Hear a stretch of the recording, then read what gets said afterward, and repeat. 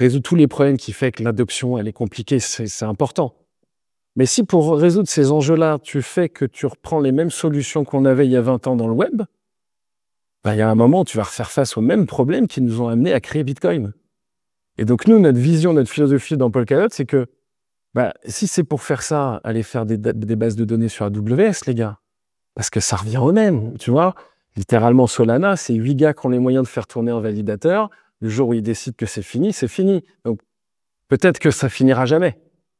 Mais l'histoire nous montre que l'humain, quand il est en position de contrôle, des fois, il déconne un peu, tu vois. Et nous, c'est notre crainte.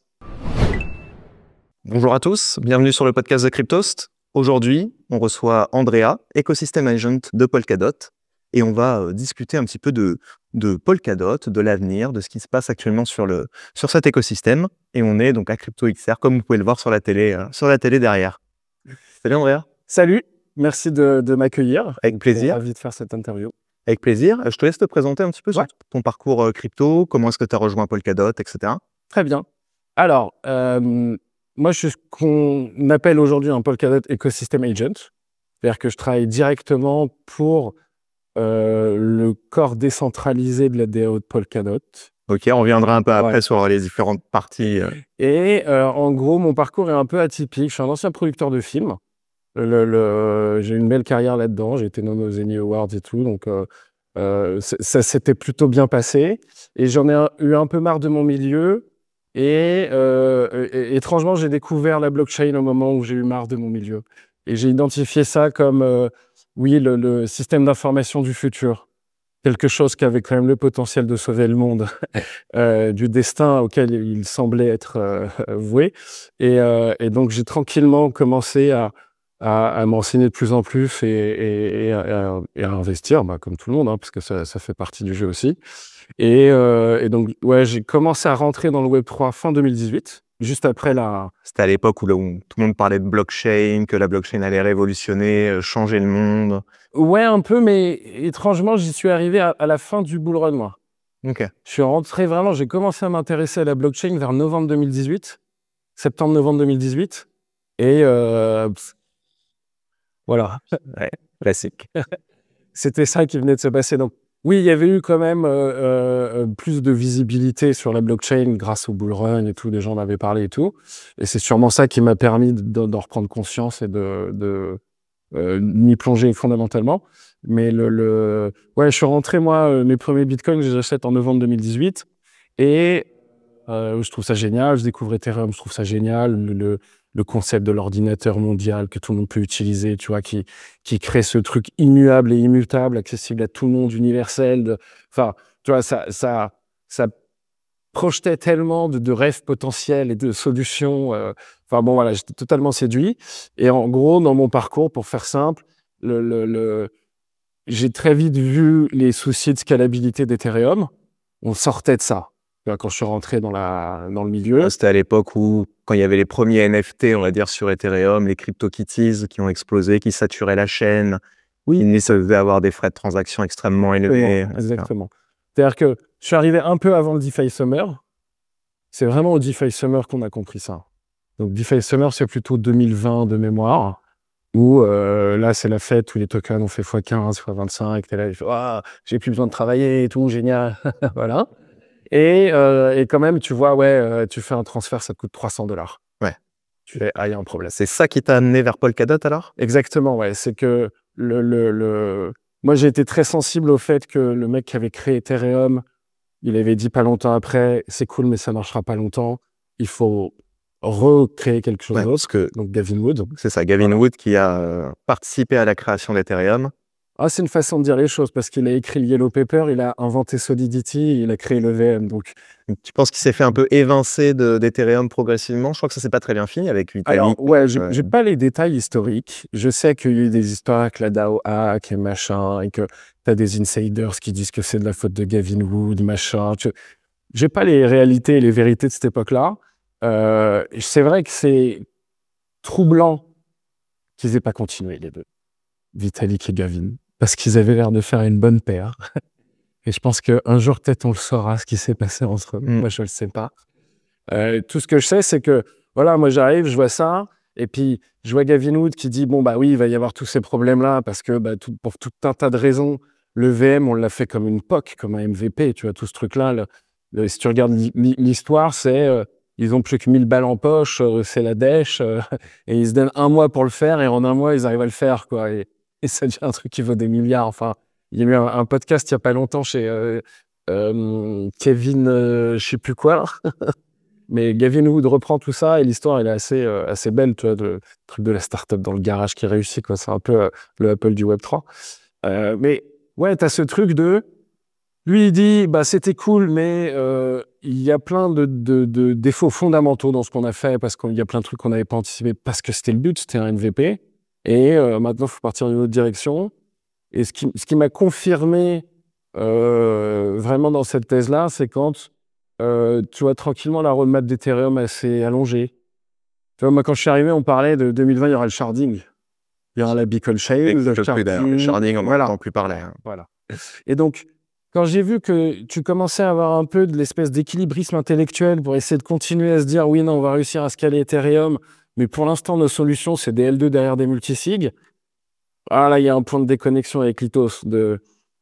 Bon, voilà. Et c'est ce que tu ne retrouveras pas chez Polkadot. Polkadot a une espèce d'intégrité, peut-être un peu débile, mais fondamentale avec les valeurs du Web3.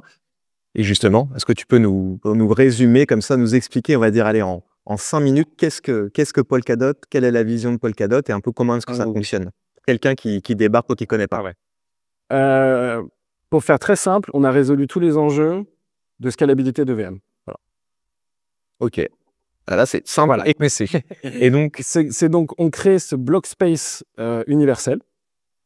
Sur Polkadot, on appelle ça le core time, parce qu'il est généré par deux choses. Il est généré par la quantité de cœurs que tu utilises dans Polkadot.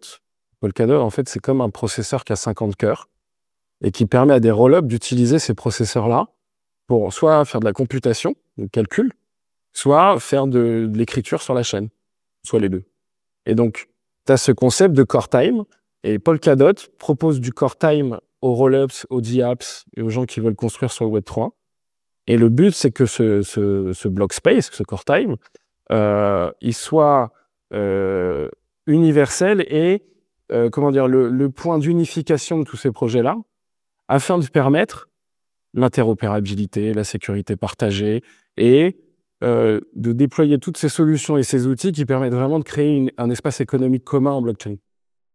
Tu vois, le VM essaye à travers toutes ces L2, de résoudre sa scalabilité, mais on a encore des gros soucis de points de centralisation et des problèmes de finalité, et donc d'utiliser le VM et Ethereum comme une L1 sur laquelle on vient écrire des transactions, c'est littéralement la vision de Gavin Wood en 2016, c'est-à-dire on va créer une blockchain centrale qui va servir à une seule chose, synchroniser toutes les autres, et permettre à toutes les autres de parler entre elles, d'avoir des solutions de transfert de valeurs et de messages totalement décentralisées et trustless, et de créer un peu ouais, c'est un peu les États-Unis de la blockchain. C'est-à-dire que c'est un espèce de consensus global qui permet à plein de roll-up de bénéficier d'une sécurité partagée et de ce block space commun, et donc d'entrer dans cette zone économique commune et d'avoir tous les outils nécessaires pour faire ça le plus simplement possible. Un exemple, par exemple, une traduction concrète de ça, sur Polkadot de base, on fournit tous les outils qui permettent l'interopérabilité et notamment la disponibilité des données. C'est un enjeu qui a beaucoup aujourd'hui sur la scalabilité d'Ethereum. Si tu veux que les L2 communiquent entre elles, il faut qu'elles aient accès aux données des autres L2. C'était pas prévu du tout sur Ethereum. Il y a des L2 qui se dédient à être la couche de disponibilité des données.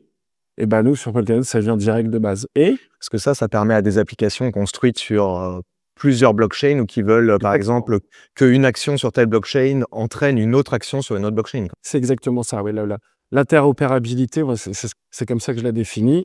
Tu as deux roll-ups souveraines différentes dans leur coin qui créent un accord et qui leur permettent de transférer des messages ou des tokens entre elles en fonction des accords qu'elles ont signés entre elles, et pour favoriser les DApps cross-rollups et vraiment déployer toute la puissance de l'interopérabilité et du Web3, en fait.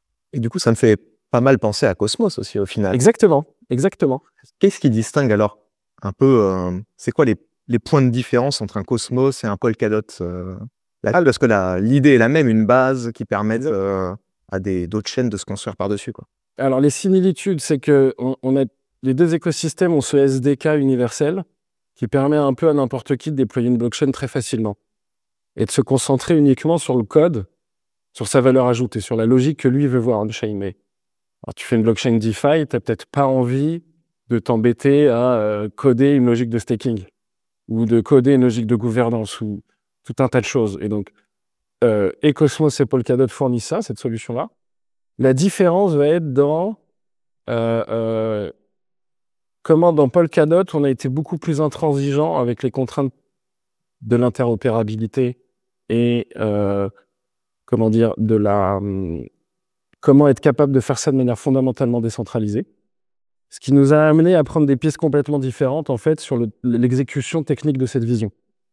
Et on va dire que sur Cosmos, ils sont concentrés sur déployer des rollups qui faisaient sens, quitte à ce que ces rollups ne puissent pas vraiment parler entre eux, et quitte à ce qu'on anticipe après le système de messagerie, donc l'IBC, tout ça, machin, tu as d'abord Tendermint, et puis après, on fabrique l'IBC par-dessus. Polkadot, eux, ils ont fabriqué le système de messagerie, et après, ils ont codé autour de ça l'écosystème, de sorte à ce que les éléments fondamentaux de l'interopérabilité ont été pensés et intégrés en amont, et sont au cœur de tout ce qu'on fait. Et aussi on va dire, l'autre différence fondamentale, mais ça va peut-être blesser des gens, mais bon, je l'assume, c'est un rapport à l'ethos Web3. Et donc, sur Polkadot, comme on prend aucun raccourci, il est hors de question qu'on release un produit qui soit potentiellement victime de censure. C'est juste philosophiquement et religieusement impossible. Donc, Et comment tu t'es sûr que sur Polkadot, c'est impossible de censurer parce que je sais pas, par exemple, tu vois, tu prends Tornado Cash. Comment ils ont censuré Tornado Cash? Ils l'ont censuré par les RPC. Parce que si tu passes une transaction sur Ethereum, tu passes par 2 ou 3 acteurs. Voilà, tu vois, les Fura et tout ça. Sur Polkadot, ça fait 3 ans au moins qu'on a des light clients. C'est que n'importe qui peut broadcast sa propre transaction sans l'aide de personne. Appliquer la vision qu'on a, c'est avoir déjà développé ces light clients, alors que personne s'en sert. Parce que finalement, il n'y a pas assez de monde pour censurer tes trucs sur Polkadot. Mais c'est prêt. Et le jour où quelqu'un veut censurer quelque chose, il ne pourra pas parce que n'importe quel utilisateur peut être son propre RPC. Et c'est déjà codé. Tu cliques sur un bouton, ça le fait. C'est que de l'IPFS et du machin, des trucs compliqués que je ne pourrais pas t'expliquer. Et c'est lent, c'est chiant, c'est lent. Parce que ton wallet, en fait, va synchroniser avec la chaîne pour être capable d'émettre des blocs. Donc, voilà, tout le service que tu as facilement à travers un RPC, tu vas te l'assurer toi-même, mais c'est possible. Alors qu'il n'y a pas beaucoup d'écosystèmes qui ont développé les light clients comme ça, dans un but d'être censorship resistant. Les light clients ont commencé à vraiment être développés quand on a compris que si on voulait créer des ponts entre ces L2, par exemple sur Cosmos, tu vois, c'était nécessaire d'avoir des light clients qui allaient synchroniser la chaîne de l'autre pour créer cet échange point à point. Mais tu vois, c'est arrivé après, c'est-à-dire qu'on a identifié le besoin, donc chercher une solution. Et sur Polkadot, on a identifié la solution et on cherche à intégrer d'abord la solution avant, de se rendre compte qu'on en a besoin. Et je dirais que c'est ça la philosophie, les différences philosophiques principales que je vois, moi, en tout cas, parce que je suis pas un expert de Cosmos, bien évidemment. Mais voilà, des discussions que j'ai, c'est qu'est-ce la différence fondamentale. Et un peu comme Cosmos, Polkadot, on va dire, a eu un peu son heure de gloire, un peu comme Cosmos. Et là, c'est vrai qu'on en entend un petit peu moins parler. Est-ce qu'il y a la même problématique que sur Cosmos, et notamment le token Atom, qui en fait ne profite pas forcément de toutes les applications qui se construisent autour de l'écosystème Atom? Est-ce que c'est le même cas pour Polkadot? Parce que alors tu me corriges si je dis une bêtise, mais vous aviez, alors je ne sais plus exactement le nom, mais pour intégrer une chaîne sur Polkadot, il fallait faire voilà, exactement, il fallait lever des fonds, et je me rappelle, c'était Kusama, je crois, la première qui avait levé 120 000 Polkadot, DOT ou quelque chose comme ça, il me semble, de mémoire. Les chiffres sont pas du tout bons, mais je pourrais pas te les donner non plus, c'est pas grave. Mais oui. Alors, plein de choses Pas mal de questions. Pas mal de questions dans la question. Donc oui, Polkadot a eu pas mal la hype quand les crowdloans ont démarré, et principalement parce que c'est une entité centralisée qui s'occupait du marketing. Donc ils ont menti.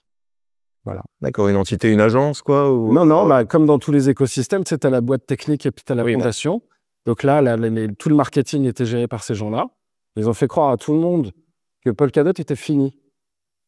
C'était pas le cas. Donc, tu as eu cette hype, tu as eu plein de gens qui se sont mis à découvrir un peu la vision et tout, qu'on trouvait ça cool. Il y a eu les crowdloans. Les chaînes, elles sont sorties. En fait, on n'avait pas fini le système de messagerie entre les chaînes. On n'avait pas fini tout un tas de trucs et on était encore en train de comprendre tout un tas de choses. Et du coup, tu es arrivé 6 mois après. Bah ouais, 6 mois après les crowdloans, il n'y avait rien à faire. Voilà. Tu te retrouvais avec des roll-ups indépendantes qui ne pouvaient pas se parler entre elles et qui, par contre, devaient payer le prix de la complexité technique de Polkadot pour exister et pour être là. Ce qui, en plus, tu as pas mal réduit le marché potentiel des roll-ups sur Polkadot au début. Et c'est pour moi comme ça que j'explique la fin de la hype. C'est que d'un coup, les gens ont fait « Bon, bah, c'est pas prêt, en fait. » Voilà. Et c'était le cas, c'était pas prêt. Et c'est ce qui est en train de se passer là, c'est que là, depuis, Polkadot a beaucoup mûri. Et maintenant, on est enfin capable de te proposer quelque chose que personne d'autre n'est capable de te proposer, et dans des conditions qui sont vachement plus acceptables quand tu gères une Rollups ou quand tu gères une DApps. Tu vois, en fait, on a amélioré l'UX depuis 2 ans pour que ce soit vachement plus accessible. Et aujourd'hui, Polkadot ressemble vachement... Enfin, Polkadot est aujourd'hui la promesse qu'on nous a fait quand les crowdloans ont commencé. Et je ne sais pas si on a le temps d'en parler, mais ce côté, il y avait une entité centralisée qui s'occupait du marketing, qui a fait une campagne de marketing qui a fonctionné, puisque les gens sont venus. D'ailleurs, il y a eu un gros sujet, il y a quelques temps, au sujet de montants distribués à des influenceurs, des montants qui pouvaient sembler un peu faramineux par rapport à l'apport de ces influenceurs-là à l'écosystème Polkadot. Exactement. Alors, on vient d'ouvrir le dossier OpenGov.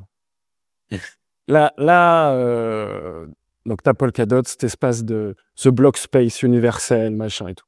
Ça, c'est la couche technique. Et dans Polkadot, on a aussi identifié que si tu veux créer des systèmes vraiment résilients et décentralisés, tu as besoin de travailler d'autres couches aussi, notamment la couche sociale, c'est-à-dire la gouvernance. Qui dirige le protocole, comment se passent les règles et tout. Et sur Polkadot, ce qui s'est passé, c'est qu'il y a 2 ans, il y a eu ce qu'on appelle la décentralisation. Donc, de base, Polkadot est un protocole décentralisé, etc., etc. Mais tu avais toute une couche sociale et exécutive qui était opérée par des entités centralisées, par Parity, la boîte technique, c'est-à-dire celle qui fabriquait le code, et par la Web3 Foundation, qui est la fondation qui détient le token, en gros, qui l'a minté le token. Et en fait, ces gens-là avaient des positions dans l'écosystème. Je sais pas, ils s'occupaient donc du marketing, du bizdev, des ressources humaines, tu vois, comme dans toutes les fondations, les trucs centralisés. Et il y a 2 ans, ils sont partis. Et toutes ces fonctions-là et ces charges-là ont été mises dans les mains des détenteurs du token. Et du jour au lendemain, on s'est retrouvés responsable marketing de Polkadot, nous les détenteurs de token. Moi, j'avais jamais fait de marketing de ma vie avant. Et donc, on s'est retrouvés dans une position où on a dû faire des décisions, prendre des choix et tout. Et pour faire simple, oui, il y a 2 ans, quand tu regardes OpenGov de l'extérieur, il y a des décisions où tu dis, mais ils ont l'air bien débiles. À vouloir tout décentraliser, est-ce qu'au final, on ne se tire pas un peu une balle dans le pied? Est-ce que c'est pas mieux même? En fin de compte, il y a pas mal de DAO. On voit que les DAO, bon, en fait, c'est toujours les mêmes acteurs qui participent. Est-ce qu'il faut absolument tout décentraliser au final? Parce que voilà, c'est comme sur Cosmos, en fait. Il y a tellement de propositions, on doit être à 600, 700, peut-être 1000 propositions. Qui a le temps de regarder toutes ces propositions-là? Alors, ça pose des questions formidables et c'est tout ce qui excite les gens qui sont dans Polkadot, ça. Polkadot a subi 1200 propositions l'année dernière, par exemple, tu vois. Et en même temps, Polkadot ne peut évoluer que grâce à ça. C'est-à-dire que pas d'entité centralisée, personne qui coordonne une stratégie globale. L'intégralité des décisions de Polkadot passe par l'outil OpenGov. Et OpenGov, ce que je n'ai pas dit, c'est que c'est une gouvernance on-chain auto-exécutrice. C'est-à-dire qu'il n'y a personne qui peut interdire, empêcher, bloquer ce que va faire OpenGov. Et tu ne peux faire rien d'autre sur Polkadot qu'en passant par OpenGov. Donc, on a une espèce de machine de gouvernance on-chain autonome, décentralisée, qui nous permet d'opérer le protocole à tous les niveaux, hein. que ce soit des updates techniques, que ce soit des décisions de dépenses, des décisions stratégiques, la coordination à l'échelle de l'écosystème et tout. Tout passe par cet outil-là, OnChain, qui est directement dans les mains des détenteurs de DOT, qui est ouvert à tout le monde. C'est-à-dire que n'importe qui peut aller là-bas et dire « Moi, je pense qu'il faudrait qu'on fasse ça. Filez-moi ce budget-là et je vais aller le faire. » Et d'ailleurs, c'est exactement ce qu'on a fait pour CryptoXR. Les agents français de Polkadot, quand on marre de la perception de Polkadot en France, on dit « Il faut qu'on change ça maintenant. » Donc, on s'est organisé. On a présenté le problème à OpenGov. On leur a dit « Filez-nous 50 000 balles. On va aller nous faire un bel event. On va aller parler au Web3 français. On va leur expliquer que Polkadot a changé et que peut-être il y en a parmi vous qui ont intérêt à aller regarder ce qu'on est en train de faire parce que c'est peut-être sexy pour eux. Tu vois. Et donc ça, c'est à la fois la force absolue de Polkadot et sa plus grande faiblesse. Parce que comme tu l'as dit, est-ce que c'est désirable d'avoir ça? Bah, clairement, dans l'état dans lequel était OpenGov il y a un an, tu pouvais dire que non. Parce qu'on faisait des décisions débiles. Et tout ce que tu as pu voir sur les réseaux sociaux à propos de Polkadot qui fout sa thune en l'air et tout ça, ça vient de là. Ça vient de gens qui se disent « Oh putain, il faut qu'on fasse ça. Faut qu'on fasse des trucs, mais qui n'ont pas les compétences ou qui n'ont pas compris que si ce n'était pas mieux coordonné, ça ne servirait à rien ou des choses comme ça. Ouais. » Qui ont forcé les décisions, qui ont proposé des trucs à un moment où il n'y avait rien d'autre. Donc on a dit oui. Okay. Et ouais, il y a des choses qu'on regrette. Il y a des choses qui nous ont permis de progresser. Mais il y a un truc qu'il faut retenir, c'est que c'est public et tout le monde le sait. Et ce qui était intéressant, c'est que donc je crois que c'est en avril de l'année dernière où il y a eu ça. Il y a un type qui a fait un rapport chez nous et qui a dit il ne nous reste plus que 2 ans de runway. Ce qui était faux, parce que c'était une interprétation des chiffres un peu erronée. Mais ça a déclenché une grande vague de FUD sur Polkadot. Et quelques mois après ça, tu as des whistleblowers qui ont leaké les budgets des fondations. Et on s'est rendu compte, alors j'ai plus les chiffres en tête, mais que tu as des fondations qui dépensaient 3 chiffres en millions dans du marketing chaque année. Ah oui, en marketing. Ouais. Voilà, tu vois. Du 100 millions, 120 millions. Et Polkadot s'était mangé une vague de FUD parce que je crois que nous, on doit être... À un moment, on a craqué, on a fait 65 millions sur 2024. Et ouais, quand tu vois le price action, tu te dis, cet argent-là, il était bien gâché, tu vois. Mais ça a été gâché complètement sous le contrôle des dot holders. Donc, c'est de leur faute. Et en même temps, c'est leur fierté. Et tout ça a été fait dans une transparence totale. Et nous, on pense que des systèmes de blockchain qui n'ont pas une solution de gouvernance aussi résiliente que ça n'ont pas d'avenir, en fait. Donc, oui, à court terme, résoudre les enjeux du UX, résoudre tous les problèmes qui font que l'adoption, elle est compliquée, c'est important. Mais si pour résoudre ces enjeux-là, tu fais que tu reprends les mêmes solutions qu'on avait il y a 20 ans dans le web, il y a un moment, tu vas refaire face aux mêmes problèmes qui nous ont amenés à créer Bitcoin. Et donc, nous, notre vision, notre philosophie dans Polkadot, c'est que si c'est pour faire ça, aller faire des bases de données sur AWS, les gars, parce que ça revient au même, tu vois. Littéralement, Solana, c'est 8 gars qui ont les moyens de faire tourner un validateur. Le jour où ils décident que c'est fini, c'est fini. Donc, peut-être que ça finira jamais. Mais l'histoire nous montre que l'humain, quand il est en position de contrôle, des fois, il déconne un peu, tu vois. Et nous, c'est notre crainte. Et c'est ce qu'on veut supprimer de l'équation.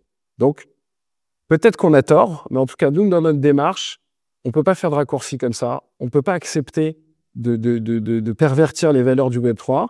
Et tout ce qu'on fait doit être dans une résilience absolue. Ok. Et je voulais revenir un petit peu sur le token, donc le DOT. Comment il s'articule un peu dans cet écosystème-là de multiples roll-up qui se construisent autour de Polkadot? Alors, il a 2 fonctions principales, le token. Un premier, ça va être la gouvernance. Parce que sur sur Polkadot, le DOT te donne un réel point de gouvernance. Et comme j'ai dit, la gouvernance est auto-exécutrice, donc ce n'est pas des devs qui demandent l'avis à la commu. C'est des gens qui ont le droit de proposer absolument n'importe quelle fonction que la blockchain est capable d'exécuter. Et après, il y a des gens qui disent oui ou non. Et si c'est oui, c'est exécuté, point. Et par exemple, sur Polkadot, on peut déplacer les fonds des gens.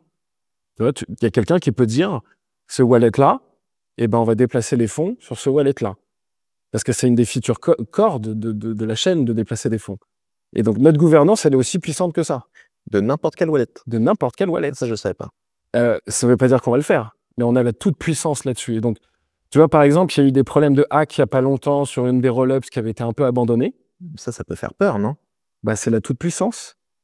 C'est-à-dire que... Si une personne arrive et achète des milliards pour des milliards de dots, exactement. Veut du réseau. Exactement. C'est toute la logique du truc, c'est la sécurité par le capital. Donc, qu'ils les achètent, hein, les milliards. Hein, parce que pour acheter les milliards, il va rendre tous les autres dot holders super riches. Et on va le voir qu'il y a quelqu'un qui accumule, tu vois. Et en vérité, on a déjà eu des problèmes de concentration de dot dans le passé. Et la communauté est passée au-dessus de ça. C'est-à-dire que nous, chez Polkadot, on a battu nos whales. Parce que quand tu es une whale dans un autre écosystème, tu as aussi tout un pouvoir politique. Par la fondation, par des trucs comme ça et tout. Toi, tu peux appuyer sur des gens dont leur salaire dépend de si tu es d'accord ou pas, tu vois. Il n'y a pas ça sur DOT. Sur DOT, c'est la gouvernance qui décide. Donc, justement, tous les trucs débiles qu'on a fait, c'est cette whales-là qui les poussait. Les trucs de marketing débiles, les machins. Parce que lui, il était là, il disait, faut qu'on fasse des choses, faut qu'on fasse du marketing, faut qu'on existe. Donc, il avait sûrement raison sur plein de points, mais sur plein d'autres points, il n'était pas responsable marketing et pas forcément eu des conséquences sur le prix génial. Puis maintenant, il s'est barré, il est en train de vendre ses dots et puis on en paye le prix. Mais Et justement, tu parlais des conséquences sur le prix du price action. Qu'est-ce qui driverait le prix à la hausse pour toi? Est-ce que la gouvernance, ok, c'est un peu idyllique peut-être encore actuellement, jusqu'à ce qu'il y ait un Black Swan qui arrive peut-être ou quelque chose qui marque un changement brutal. Mais qu'est-ce qui entraîne le prix à la hausse? Parce que le token, c'est du staking. C'est ça. Et donc, du coup, ça me permet de finir de répondre à ta première question. Le token, il sert à la gouvernance. Il sert aussi à la sécurité partagée, c'est-à-dire le staking, la validation. Et tout Polkadot repose sur une proof of stake déléguée. Voilà, donc avec des validateurs à qui tu délègues ton stake et tout. On a à peu près 1 millier de validateurs qui sont sélectionnés et qui tournent. Donc ça, c'est le deuxième use case. Et le troisième use case, c'est pour acheter le core time, c'est-à-dire acheter le droit d'écrire sur la relay chain principale. Et c'est ça, les 3 use cases. Et en termes de price action, l'enjeu de DOT aujourd'hui, déjà pour être très honnête avec toi, et c'est des sujets sur lesquels moi je travaille tous les jours, il est difficile aujourd'hui d'identifier précisément d'où vient la sell pressure. Tu vois? Et encore une fois, tout est décentralisé et tout machin, donc toutes les données sont là, mais elles sont un peu... il y en a beaucoup et c'est un peu dur de les intégrer. Donc là, on est concrètement en train de construire un outil avec une petite équipe dans un coin qui va nous permettre de tracer la sell pressure. Mais en gros, la sell pressure sur Polkadot a l'air de venir de whales déçus qui auraient préféré investir dans Solana en termes de price action et qui donc liquident leur stack. Et c'est ça qui nous touche. Et donc, c'est l'enjeu principal d'OpenGov, c'est de réussir à récupérer la confiance de ces gens-là et de leur prouver qu'en fait, OpenGov, c'est pas une ineptie, c'est quelque chose de très puissant et de résilient, mais que ça prend du temps de former ce que moi je définis comme l'esprit de ruche que forment l'ensemble des agents de Polkadot. Tous ces gens qui ont décidé de prendre en main le dessin de Polkadot, de voter à travers OpenGov pour le réaliser, et qui apprennent. Et donc, toutes les proposals pourris qu'on a eues et qu'on a validées, nous ont quand même permis de progresser, d'apprendre. Tu vois, tout ce qui te tue pas te rend plus fort. Et donc, tant que le DOT n'est pas à 0, il va rien encore définir. Et maintenant, tu vois, quand il y a quelqu'un qui vient proposer un truc marketing sur OpenGov, s'il ne vient pas avec tout un programme connecté à des process d'acquisition d'utilisateurs, des trucs de conversion en transaction on-chain, si ce n'est pas quelque chose de cohérent et de pertinent, on va lui dire non. Alors qu'il y a 1 an et demi, on aurait dit oui à des trucs sur lesquels aujourd'hui, on n'y pense même plus. C'est comme ça qu'on apprend. C'est exactement ça. Polkadot, c'est comme si tu avais donné le contrôle d'une société qui vaut des milliards à un enfant de 2 ans. Il va faire plein de conneries au début. Mais quand il aura 18 ans, il sera sûrement plus mature que tous les autres holders de tous les autres écosystèmes parce qu'il sera capable de prendre en main le destin de son réseau par lui-même. Il n'aura besoin de personne d'autre. Et c'est là aussi une histoire de vision et de philosophie. Donc, soit tu crois à ce rêve, soit tu acceptes d'abdiquer et de dire non, en fait, citoyen, je ne suis pas capable de driver mon propre dessin, donc j'ai besoin de déléguer le contrôle à quelqu'un d'autre, en qui j'ai confiance. Mais tu reviens prononcer des mots qu'on n'aime pas trop normalement dans le Web3. Et je dirais que, si je devais conclure, il est là le truc, c'est est-ce que tu as un amour et une dévotion pour les valeurs du Web3, ou est-ce que tu acceptes de faire des petites entorses parce que ça favorise des choses quand même, tu vois, l'UX, le machin, la facilité d'utilisation, mais voilà, c'est une histoire de curseur, et nous, on propose l'extrême, total. Puis peut-être qu'on a tort, hein, mais c'est ce qu'on offre en fait. L'avenir le dira. Exactement. Et pour finir, est-ce que tu peux me donner 3 choses que quelqu'un qui débarque ou qui ne connaît pas Polkadot peut faire sur Polkadot, 3 initiatives intéressantes qui se développent? Alors, déjà, si tu veux faire un peu de DeFi et de faire fructifier des stablecoins, il y a Hydration. Donc, Hydration, c'est un des roll-ups, c'est la DeFi Powerhouse sur Polkadot. Donc, on a un AMM là-dessus, complètement gouverné par les détenteurs de HDX. Donc, c'est aussi une expérience intéressante du roll-up. Exactement, les tokens natifs du roll-up. Qui a eu le même système de gouvernance aussi puissant. Donc, c'est un AMM qui est capable d'opérer des deals OTC pour lui-même, de manière décentralisée. Ça, tu verras ça nulle part ailleurs. Alors, si tu peux expliquer un petit peu ce que c'est OTC pour ceux qui... Ah oui, alors OTC, ça veut dire over the counter. Et donc, c'est quand tu veux acheter des cryptos, mais que tu passes pas par des exchanges ou des fiat et que ça se fait impacter le prix directement sur le marché. Et nous, comme cet AMM, il a vocation à être, Polkadot va être un lien entre tous les écosystèmes, en vrai, on commence à accumuler des liquidités des autres écosystèmes. Ce processus-là est totalement décentralisé. Et ça passe par des bridges et des machins et des trucs, par la gouvernance de ce roll-up-là. Et donc, ça rend à la fois l'AMM tout puissant, parce qu'il est fondamentalement décentralisé, donc personne ne pourra jamais le censurer, le bloquer, l'arrêter, quoi que ce soit.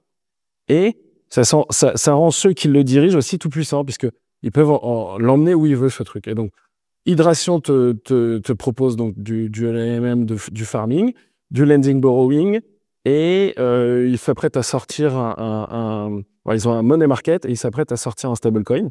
Tu as vraiment des choses intéressantes à faire dessus. Tu parlais justement de stablecoin.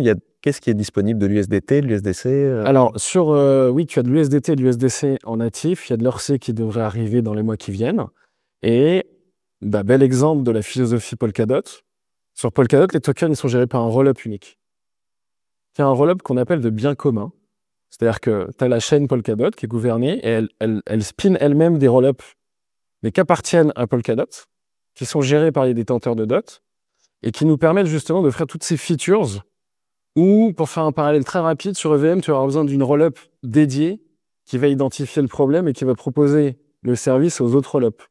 Donc, par exemple, le Data Availability, tu vois, Celestial, GameLayer, c'est exactement ça. D'un coup, on se rend compte qu'on a besoin d'accéder aux données des autres blockchains.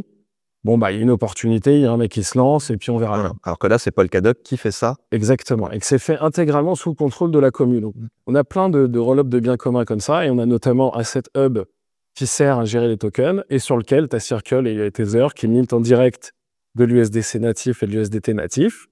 Et ça, ça, c'est un bel exemple aussi de l'évolution de Polkadot. On a sorti Asset Hub, je sais pas, il y a 2 ans. Puis pendant 1 an, tu avais la preuve technique et puis le truc de base, mais c'était nul à utiliser. Puis on a réfléchi à comment l'améliorer. Et aujourd'hui, on pense avoir la meilleure solution possible pour gérer les stablecoins. C'est-à-dire que c'est le plus rapide et le moins cher pour faire des transferts vers même Tron et Polygon, ils ne sont pas à la hauteur. Tu n'as pas besoin du gaz natif, tu n'as pas besoin de DOT pour faire des échanges. Tu peux payer tes fees en USDT et en USDC. Et donc, on propose un truc extrêmement résilient, ultra décentralisé qui ne s'arrêtera jamais et qui te permet de dealer avec du USDC et du USDT natif. Mais on a mis 2 ans à en arriver là. Parce que ça prend du temps d'être capable d'accoucher de choses comme ça. En fait. Okay. Et donc ça, c'est Hydration. Hydration, ok. Voilà, donc ça, c'est un des premiers trucs cool à faire. Après, tu as un autre truc cool à faire, c'est si tu aimes le gaming, il y a la Mythos Chain qui vient de rejoindre Polkadot. Donc là-dessus, tu as tout un tas de jeux Web3 qui sont quand même game first et blockchain after, tu vois. Donc c'est pas... tu connectes ton wallet et tout, c'est du web de login, tu es tranquille et tout. Et en fait, les joueurs ne se rendent pas compte qu'ils sont en train d'inscrire sur la blockchain des transactions, qu'en fait, ils ont un wallet, que tous les assets qu'ils gagnent, ils sont sur la blockchain aussi. Exactement, voilà. Okay. Donc ça, c'est... si tu es plus dans le gaming, je conseille d'aller faire un tour là-bas parce que c'est assez sympa de voir ce qu'ils ont fait, parce que eux, ils ont des licences qui sont en numéro 1 sur le Play Store, tu vois. NFL Rivals, par exemple, qui est un truc avec des millions et des millions de joueurs récurrents. Ils vont sortir FIFA Rivals là, cette année. Donc la même chose, mais avec le football, quoi, des espèces de fantasy league, machin.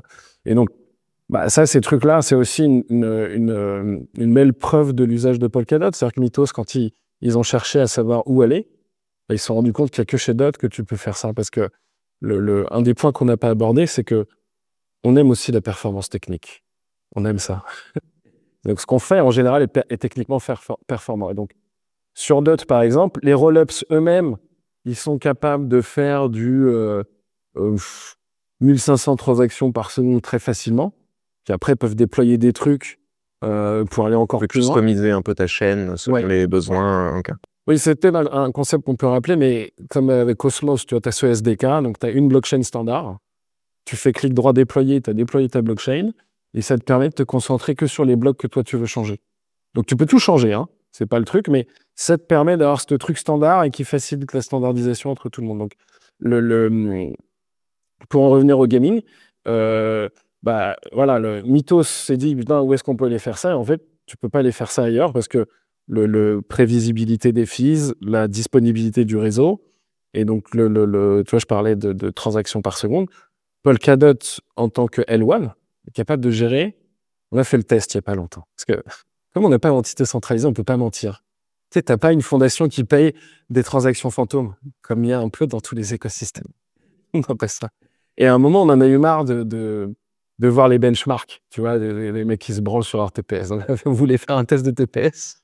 On a lancé un test de TPS, et donc la L1, en utilisant 23% de sa capacité en production, elle fait 150 000 transactions par seconde. Et donc, tu peux multiplier ce chiffre par 4 pour avoir le débit théorique. Donc, voilà. Tu as juste besoin de savoir ça pour comprendre que la proposition technique, elle est quand même intéressante et que ça mérite d'aller jeter un coup d'œil. Tu vois, c'est comme la disponibilité des données. Sur Polkadot, le débit, il est à 43, 45 mégabytes par seconde quand il est à 1.1 sur Celestia. Tu vois, ça te donne voilà, une idée du truc. Donc, cette dévotion pour la performance, c'est ça qui a permis à Mythos de venir, parce que il n'y a pas un autre endroit dans le Web3 où tu peux balancer autant de transactions par seconde dans un écosystème de blockchain uni comme ça, avec une prévisibilité des fees et autant de disponibilité du réseau. Et donc, le troisième truc, pour finir, je sais que je parle beaucoup, je suis désolé les gars. C'est intéressant, je te rassure. Merci. Le troisième truc que tu peux faire, c'est voilà. Un projet à suivre sur Polkadot qui est hyper intéressant, c'est Hyperbridge. Hyperbridge, c'est les mecs qui servent de la sécurité partagée de Polkadot pour maintenir des relayers qui créent des bridges décentralisés et trustless dans les EVM. Donc, c'est un service qu'on propose aux EVM. Okay. Tu vois, c'est un positionnement d'écosystème. Donc, Et à ma connaissance, c'est le bridge le plus avancé techniquement. Il est fondamentalement décentralisé. Il permet d'échanger le token de manière décentralisée et native, tu vois. Inch'Allah, c'est la fin de Wormhole. Et en plus, il te permet de passer des messages. Et donc, un peu comme Layer 0, un peu comme Hyperlane. Où tu as... oui, c'est ça. Où tu as aussi Axelar aussi qui était sur cette liste-là. Voilà. Sauf que là, c'est la step d'après. C'est fondamentalement décentralisé. Et comme tu as la possibilité de te reposer sur la sécurité de Polkadot, tu assures l'intégrité des gens qui ramènent les messages et de ceux qui vérifient les messages. Et donc, tu crées cette espèce d'entité neutre, tu vois, qui va te permettre de faire bénéficier à d'autres écosystèmes de cette solution-là. Et ouais, moi, je trouve que c'est un usage très élégant de ce que peut permettre de faire Polkadot. Et donc, voilà, s'il y a des gens, ce serait plutôt les techos, tu vois, ouais. Les devs qui veulent aller un peu se creuser la tête, allez là. Si vous faites de la DeFi, Hydration, si vous faites du gaming, Mythos, et si vous faites de la technique, Hyperbridge. Ok. T'en as plein d'autres, mais ouais, c'est des beaux exemples de ce que tu peux pas faire ailleurs, en fait, tout simplement. Ok. Merci beaucoup. De toute façon, on vous mettra les liens en description des différents projets dont tu as parlé. On a fait une fiche aussi, un article explicatif sur Polkadot, sur Polkadot. Donc, n'hésitez pas à aller le consulter. Et puis, de toute façon... like, commentaire et partage. Ça a été mon métier avant, je te rappelle. Merci beaucoup, Andrea. Merci à vous, c'était un plaisir d'être là.